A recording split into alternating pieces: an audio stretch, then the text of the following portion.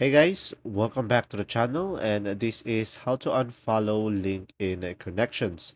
So first thing that you will do is of course open up the LinkedIn application into your device and just simply sign in into your account. And from here, just simply go to your profile at the top left corner of the screen. And after that, just simply tap on view profile on the top left again. And after that, just simply go for your connections. So I have 22 connection. So just simply tap on that.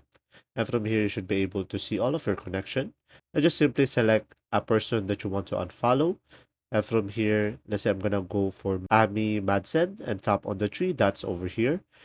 And after that, you should be able to click on the remove connection, or you can just simply tap on their profile and tap on the three dots over here. And you should be able to see here unfollow Amy. And that's simply about it. I hope this video helped you understand more about LinkedIn.